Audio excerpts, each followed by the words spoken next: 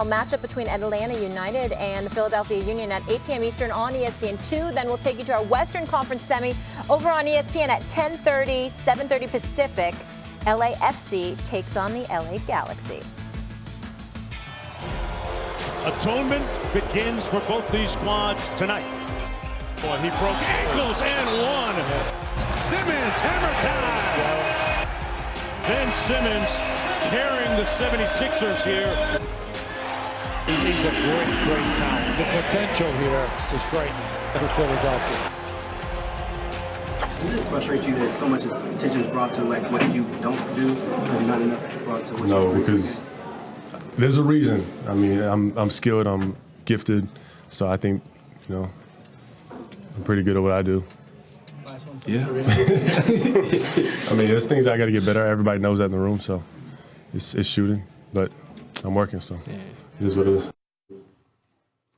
That was Ben Simmons last night. Obviously, you saw he was very confident, did a lot of things well, passing, layups, driving to the basket, but we're still waiting on him to make a three. 11 of 16 from the paint. Philly did get the win, 107-93. Brian Windhorst, good to have you with us. Thank you. Good to see you, buddy. Max, I want to start with you. Were you encouraged by their performance? Yeah, it was like the optimal performance, of course, would have been he hit some shots from the outside or at least took some mid-rangers that went in. But, we'll take that even in this analytic era from Ben Simmons. But what I started getting concerned about when they put him in the dunker spot last year was you're now taking away what makes him special. Simmons, if you look at him and the Greek Freak the first couple of years, nearly identical players, at least statistically they profile that way, and in terms of their size and much the way they're used. The difference was Antetokounmpo was given a team around him with shooters all around, so it's really 5 out when he's at the top of the key or on the fast break, right? There's no one, and he can he drives, and either you double him and he finds the open man, or he yams it on you. And that was largely what Simmons did, and great on the fast break, better handles than Antetokounmpo or even LeBron. As much as Simmons is LeBron light, his handles are way better. He's a great passer. He's athletically gifted, obviously, and also a versatile defender with room for improvement, but a guy who physically can do the job on multiple positions. So he's this fantastic overall player who hasn't been given his own team. The team hasn't been designed around him. So I started getting worried, wait a minute, since he still can't shoot and won't even do it, is he going to plateau kind of as a bubble all-star caliber player? When as a rookie, it looked like, oh, my God, he's like almost an MVP level player, and he can't even shoot yet, and he's a baby. What I saw last night is really a coaching decision by Brett Brown to say, no, let's go back to what made this guy special. And we'll worry about the shot as the season develops, as time goes on. The Sixers with Ben Simmons running the fast break on offense are very difficult to handle. And defensively this year, they're going to give everyone nightmares. So overall, Stephen A., I was encouraged by Ben Simmons.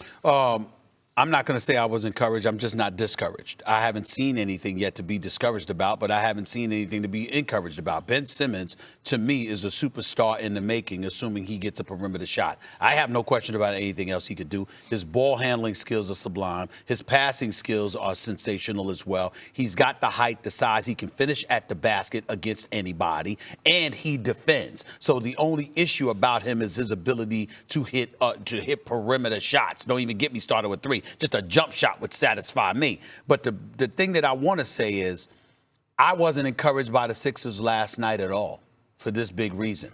Through the first 3 quarters, Brian, they missed 21 to 24 three-pointers. It's Elton Brand, who I believe has done a great job as GM since he's been. He will find somebody. You need another shooter. You lost J.J. Redick. And Jimmy Butler. You need another shooter. The Philadelphia 76ers are not going to win a championship if they shoot like that. They get out of the East? Well, it depends on Milwaukee. I think Milwaukee, you got to give Milwaukee an edge. I picked Philadelphia to come out of the East, but that's because I believe Elton Brand will go out and find me another shooter. It's not because it's presently constructed, because shooting the way that they shot last night, they roughed up each other, 60 fouls. I think 60-plus fouls they committed against each other. We know it's that kind of rivalry. But I was very disheartened by the fact that 21 of 24 three-point attempts were missed through the first 3 quarters. Stephen A., I've been covering the NBA for 17 years. The best defensive team I've ever seen was the 2003-4 Detroit Pistons. They were so rough and strong that they forced the league to change the rules. This Sixers team has the potential to challenge that team defensively. I agree with you. Right. But you can't win a title only playing defense in the NBA anymore. And Ben Simmons is not going to rescue them from that. That's right. He is the player that they want, but he is really not the player that they need. That's not an indictment on him. The other thing is this. If you watch him in warm-ups, and I'm not a shooting specialist, but I know a little bit, he still lands on one foot. He has not corrected the inherent flaws in his shot. So do I expect him to hit a three-pointer or two at some point this season? Yes, he will do that. He has gotten better, but he has not fixed it. And 24% from three-point range last night's not going to get it done. I want to say something about the shooting. First of all, what I see from Simmons is, and again, I'm not a shooting guy, but he doesn't shoot at the apex of his jump. He's like the way Michael Jordan would hang in the air and wait for the defenders to come down. He shoots on the way down, so he's like heaving it. So there are things that you can correct with Simmons. When I look at this team, to your point, Stephen A., and let me just say Thibault, people pay attention to Thibault. He's so good defensively already. But I look at the starting five. Richardson can shoot well enough for the position. So can Tobias Harris. So can Al Horford. Like if you look at Richardson as a shooting guard, Harris is a small forward, Horford is a power forward, Embiid as a center. They can all shoot the three well enough for the position. But none of them, except for Harris on the catch and shoot, are above average at shooting the three for their position. So when Simmons doesn't shoot at all, that's right. Stephen A., to your point, there's no compensating for it. It's also when you get to the playoff situation, when you're in the half court and you got to have 2 points, and they don't have to guard Ben Simmons. That's the issue. Okay, he's never going to be Steph Curry from out there.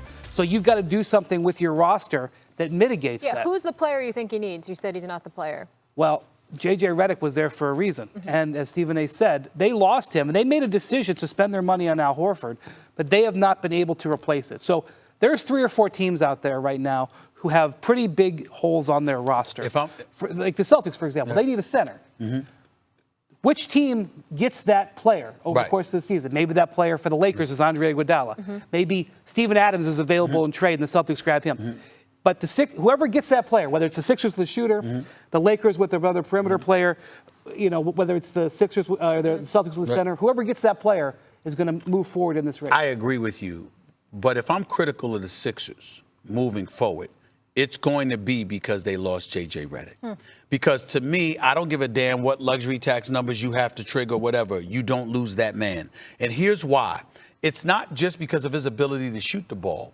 It's because you've lost Jimmy Butler. Josh Richardson is relatively young. Joel Embiid is relatively young. Ben Simmons is relatively young. The one commodity that people don't know, nor do they appreciate about J.J. Redick. J.J. Redick's a real dude, which is why I love the sound that he gave a couple of weeks ago where he was talking to Zion, and after speaking to him for 20 minutes, then he said, all right, don't F this up for me. Because I've been in the play. He said, don't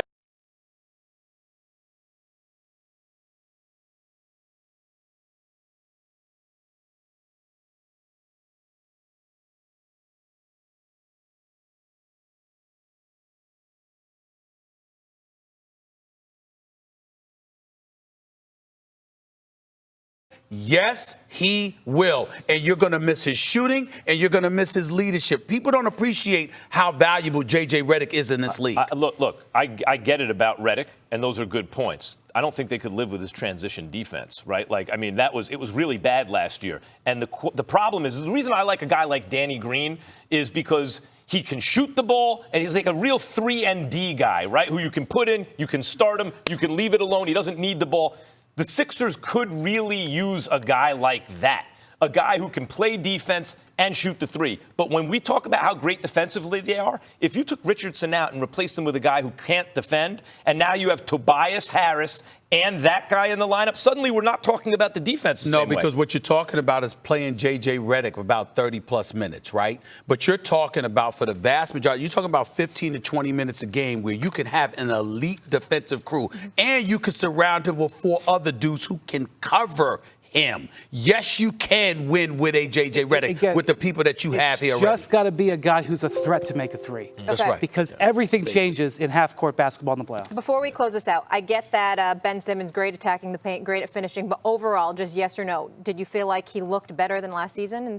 I think that I'm like Ben Simmons. What he said about himself, as cocky as it may be, I 1,000% agree with him. He's that legit. He literally, without a shot, he's telling you, I can do what I want without a shot. Yep. He played like an all-star last night, which is appropriate because he was an all-star last season.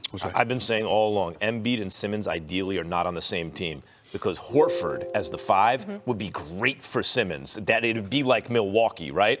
But how can you not play Embiid? He might be the MVP of the league this year. Yep. So the way they match is We're not out of ideal. time, but And I've everyone been agrees saying all they need along another that player. Max is crazy for saying that Embiid Well, they're both and Simmons. great. Wendy, thanks for hanging with Thank us. you. Much more to come here on First Take from LA. Do not go anywhere. Are these guys buying the Mavs as contenders after last night's win? Plus, the Warriors make their debut tonight. How much pressure is on Steph Curry?